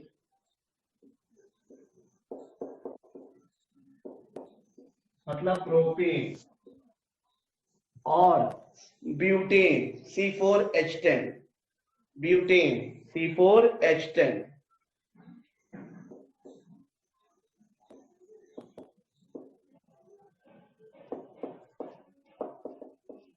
दोनों का कंबशन हो रहा है। प्रोपेन और ब्यूटेन का कंबशन हो रहा है, और कंबशन होने के बाद तुम्हें 11 लीटर ऑफ CO2 मिल रही है। 11 लीटर ऑफ CO2 आपको मिल रही है। ये एक लाइन लिख लीजिए कि प्रोपेन और ब्यूटेन के कंप्लीट कंबशन से आपको 11 लीटर CO2 मिल रही है। और ये जो प्रोपेन प्लस ब्यूटेन जो है, प्रोपेन और ब्यूटेन का अलग अलग वॉल्यूम तो नहीं दिया गया है, लेकिन प्रोपेन और ब्यूटेन का जो टोटल वॉल्यूम दिया है दैट इज 3 लीटर। तो वही नीचे एक लाइन मेंशन करिए कि given volume of propane plus butane equals to 3 litre. Propane plus butane equals to 3 litre.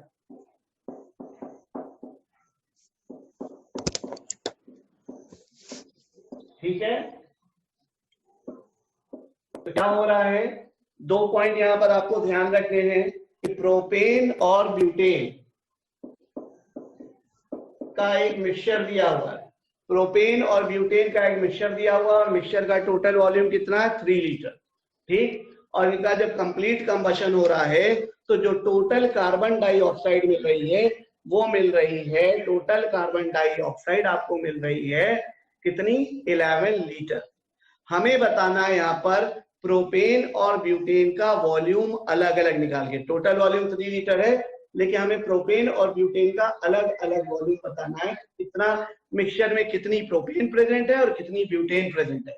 इस तरह के तमाम सारे क्वेश्चन बनते हैं, बहुत अच्छी तरीके से समझिए।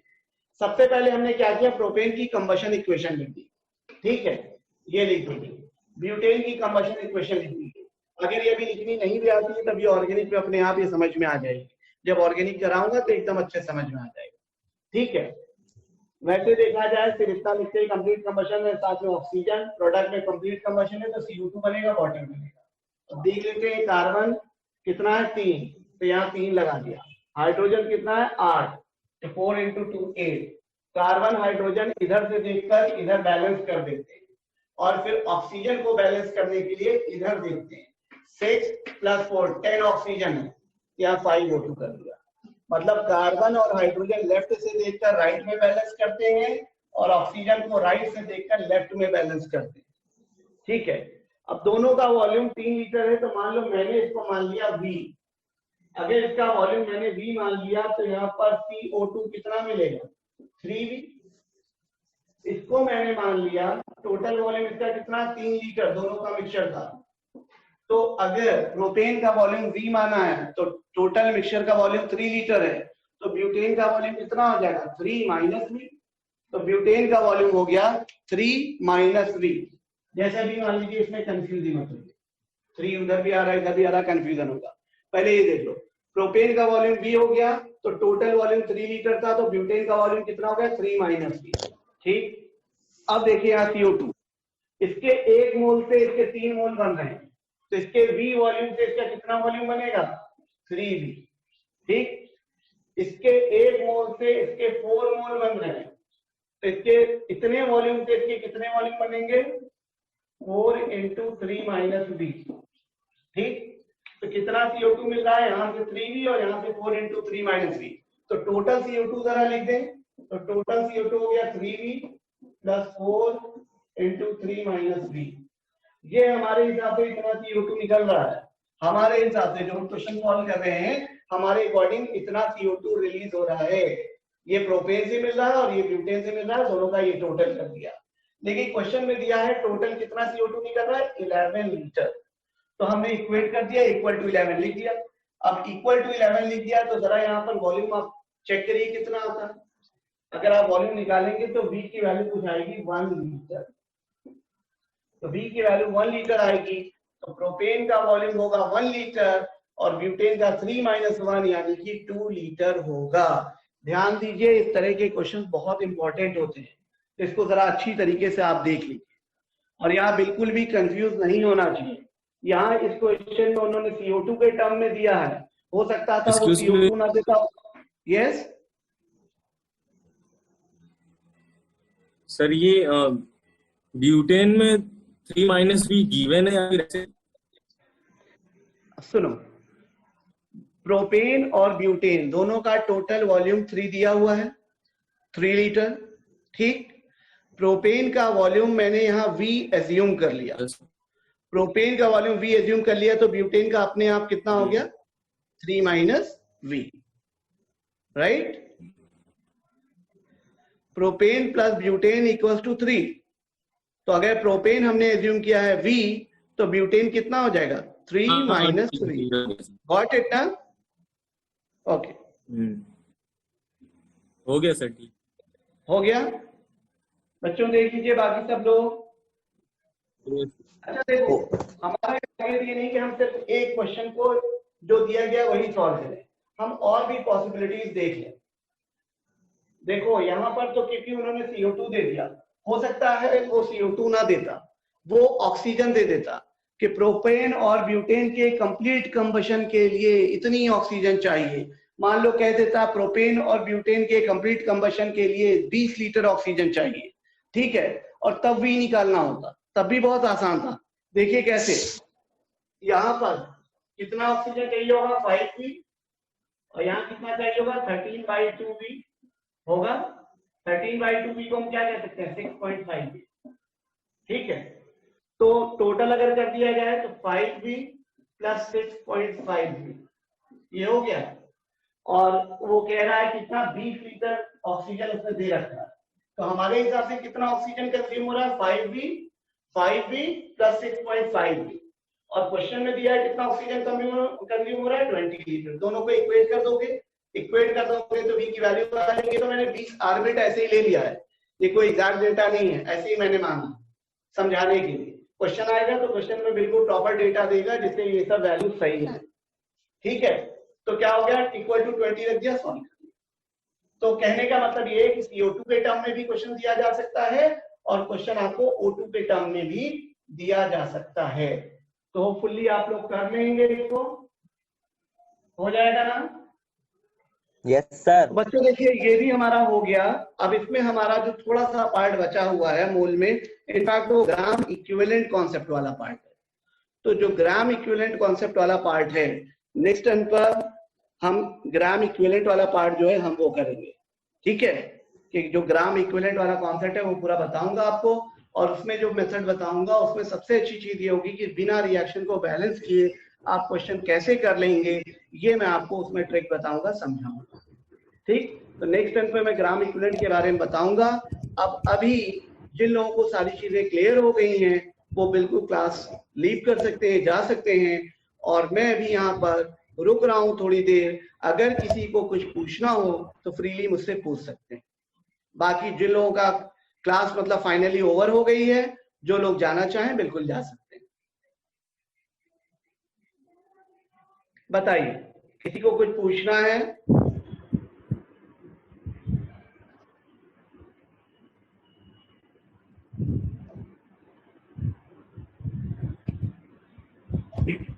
वेलकम अमिता।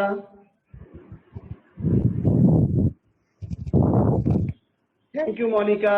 बस बच्चों अच्छे से आपको समझ में आना चाहिए, एग्जाम में आप अच्छा करिएगा। सर यस, आपने एक एक्सेस रिएजेंट वाला क्वेश्चन करवाया था, नाइट्रोजन वाला, वो एक बार समझा दीजिए दोबारा। ठीक है ठीक है। एक्सेस रिएजेंट वाले मैंने कई क्वेश्चंस कराए हैं। Which questions you are talking about? Sir जिसमें 25 लीटर, हाँ जी, 25 लीटर नाइट्रोजन जो लास्ट में जो बच रहा था उसकी बात कर रहे हो? हाँ जी सर। ठीक, ओके ठीक। बाकी और किसको क्या क्या पूछना है जल्दी मुझे बता दीजिए। तो मैं मतलब जल्दी इन द सेंस कोई जल्दी नहीं है, आप सर टेक योर टाइम। हाँ सर, मुझे वो जो अमोनिया एनटीपी बन रहा था वो ये क्वेश्चन नहीं समझ में आया। 25 लीटर वाला? Yes sir. ठीक है, मतलब तुम दोनों का एक ही क्वेश्चन है। सर हमें लास्ट वाला समझ नहीं आया। Which one? लास्ट वाला कौन सा? सर जिसमें आपने ऑक्सीजन वाला बताया है अभी, 20 लीटर वाला। अभी जो मैंने ऑक्सीजन, जी हाँ वही। रुको, सबसे पहले मैं उसे ही डिस्कस कर देता हूँ। मैंने यहाँ तो रब कर दिया, लेकिन आपके पास लिखी होगी रिएक्शन, यस सर। है ना? आपके सर। पास रिएक्शन लिखी है तो समझ। प्रोपेन मान लो V है, अगर प्रोपेन V लेंगे तो ऑक्सीजन कितना हो जाएगा वहां पर? 5V। 5V। ठीक है। ब्यूटेन में वॉल्यूम कितना है? 3-V। ठीक है। सर। और ब्यूटेन में ऑक्सीजन कितना है? 6.5, है ना? 13/2 O2 है। 13/2 O2 का मतलब 6.5 O2। यस तो सर। वहां पर अगर ब्यूटेन का वॉल्यूम, ध्यान से सुनो, अगर ब्यूटेन का वॉल्यूम यस सर। 3-V लेंगे, अगर ब्यूटेन लेंगे 3-V, यस सर। 6.5 O2, तो O2 कितना हो जाएगा? 6.5 into 3-V हो जाएगा। Yes sir. ये ठीक है यस ना? सर। देखो टोटल ऑक्सीजन कंज्यूम कितना हो गया? 5V जो प्रोपेन में था प्लस 6.5 into 3-V। समझ में आ रहा है? यस सर समझ कितना गए। ऑक्सीजन प्रोटीन को चाहिए? समझ गए ना? यस सर अब इसको करेंगे। किससे इक्वेट करके वो वैल्यू को देगा आपको क्वेश्चन, ठीक है? समझ में आ रहा है? मैं क्या करता हूँ कि मैं जो क्वेश्चंस होते हैं, जैसे क्या होता है वैसे आपको बहुत सारे क्वेश्चंस अपने यहाँ बैठ के करने पड़ेंगे, खैर वो करिएगा भी, लेकिन मेरी कोशिश ये होती है कि मैं अगर कोई एक क्वेश्चन करा रहा हूँ तो सिर्फ एक पर ना रुकूं, उस क्वेश्चन की जो डिफरेंट पॉसिबिलिटीज हैं वो सारी मैं आपको करा देता हूँ। इससे कि क्या होगा ना, जब तुम क्वेश्चन करने बैठोगे तो ज्यादा इजी गोइंग वे में कर लो। ठीक, यस सर। ओके सर, समझ गए, हम कर लेंगे अभी। Okay, thank you sir. Welcome बच्चे। हाँ, अब आते हैं हम N2 + 3H2 वाले।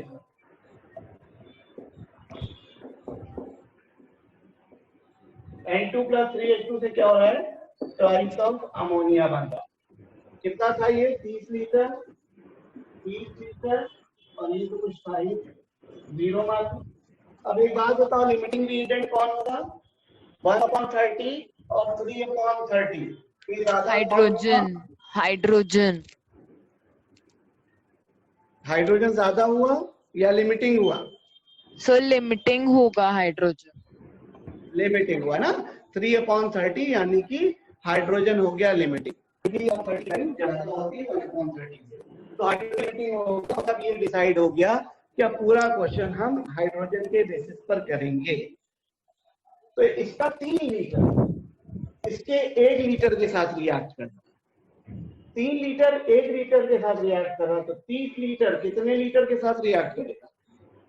3 लीटर 1 लीटर से रिएक्ट कर रहा है तो 30 लीटर 10 लीटर से रिएक्ट करेगा, यानी कि कितनी नाइट्रोजन रिएक्ट होगी? 10 लीटर। तो नाइट्रोजन बचेगी कितनी?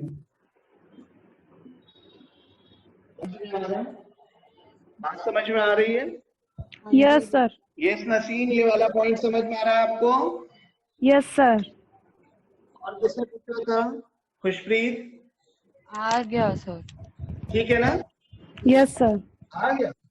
Yes sir. दोनों को आ गया? हाँ जी। ठीक है। अच्छा, क्योंकि हाइड्रोजन पूरा रिएक्ट कर जा रहा है तो हाइड्रोजन कितना बचेगा? 30 - 30 पूरा रिएक्ट कर गया। ठीक है, क्योंकि लिमिटिंग है। अब 3 लीटर से इसका 2 लीटर बन रहा है, 3 लीटर से 2 लीटर बन रहा है, तो 30 लीटर से कितना बनेगा? 20 लीटर। ठीक है, ये कब की बात है? जब रिएक्शन 100% हो रही है। लेकिन जो क्वेश्चन आया था उसमें कहा गया था कि अगर रिएक्शन 50% हो तो क्या होगा? तो अगर रिएक्शन 50% होगी तो जो चीज जितनी रिएक्ट कर रही है उसकी आधी रिएक्ट करेगी, यानी कि कितना रिएक्ट करेगा? 5। रिएक्ट करेगा 15, और ये कितना बनेगा? 10। समझ गए? बच्चों क्लियर हुआ? Yes sir. और कुछ? Thank you sir. Is it okay to you? Yes sir. Okay. Fresher हैं आप लोग या मतलब नहीं? इस बैच में तो रिपीटर ही होगे। इस बार दिया नीट आपने खुशप्रीत? यस सर, दिया था। कैसा गया है? ठीक था सर, ज्यादा अच्छा नहीं था। जिसका कोई अच्छा नहीं। चला जाता है सर यही कहता है। ठीक है, टाइम कोई सबको इशू कम नहीं ही है। दिखता है सर। हाँ, आराम से पढ़ते रहो और अच्छा करो। ठीक है गौतम, सब समझ में आ गया है? Yes sir. Yes sir. Okay, ठीक है। तो फिर Excuse क्लास me, को sir. ओवर करें आज? यस। नहीं सर, सर एक क्वेश्चन है सर। मैं हाँ, ये कह रहा बताओ। था कि लास्ट के टाइम हम लोग क्या करते हैं कि एमटीजी से क्वेश्चन सॉल्व करते हैं प्रीवियस ईयर का। ठीक है। क्या ठीक है। कोई मैटर नहीं करता आपने इतने दिन क्या पढ़ा, लेकिन लास्ट में टीचर्स भी यही करवाते हैं। तो मैं कह रहा हूँ सर, अगर मैं स्टार्टिंग से यही करूँ तो 32 ईयर के पेपर ही सॉल्व करता रहूँ और रट जाऊँ पूरा। नहीं देखो, मेरा जो अपना लिसन, मेरा जो अपना मानना है, जो मेरा अपना तरीका है, वो मैं अगर आपको बताऊं, क्योंकि ये जो शुरुआत वाला टाइम होता है ये बाद में पलट के नहीं आता है ना। अगर मान लो लास्ट के टाइम पर आपसे कोई कहे कि भाई आप उस चैप्टर को फिर से बहुत अच्छे से कर लो, तो ना तो आपका उस समय करने का मन करेगा, ना वो इन्वायरमेंट होगा क्लास का, ना आपके दोस्तों का कि आप कोई टॉपिक जीरो से पढ़ें। ठीक है, तो मुझे लगता है अभी जो समय है, अगर आप कोई वेरिएशन करते हैं, हर तरह के क्वेश्चन कर लेते हैं तो बेटर है। उसके बाद नहीं सर, अभी मैं ये जो ये कह रहा हूँ कि जैसे किसी भी कोचिंग का मॉड्यूल प्रिफर करने से अच्छा है कि मैं एमटीजी ही लगाऊं। हाँ, कोई इशू नहीं, कर सकते हो। और जो आप बस चला ये रहे है हैं वो कि तो देखो, मेरा मानना ये है कि किसी भी टॉपिक पर कम से कम मिनिमम 150 क्वेश्चन आपको करने चाहिए, 150 से 200 क्वेश्चन। ठीक है, अच्छा। अगर आप 150 से 200 क्वेश्चन करते हैं, वैरायटी ऑफ क्वेश्चन, तो इट्स मोर देन एनफ, है ना। तो अगर आप इतना कर लेते हैं तो ठीक है। और देखो एक चीज ये होती है कि जैसे ये सैंपल पेपर वगैरह की जो बात है, अभी करना चाहो अभी भी कर लो, लेकिन जैसे जैसे ग्रेजुअली हम आगे बढ़ते हैं, मान लो मोल आपने आज पढ़ा, जो बच्चों की मेन प्रॉब्लम होती है वो बात समझो। लोगों ने क्या करते हैं कि मान लीजिए आज आपने मोल कौन से पढ़ा, अब वो उसका रिवीजन करते हैं एकदम लास्ट में। लास्ट में यार रिवीजन करने का कोई मतलब नहीं होता कि इतना लंबा गैप देकर रिवीजन नहीं करना चाहिए।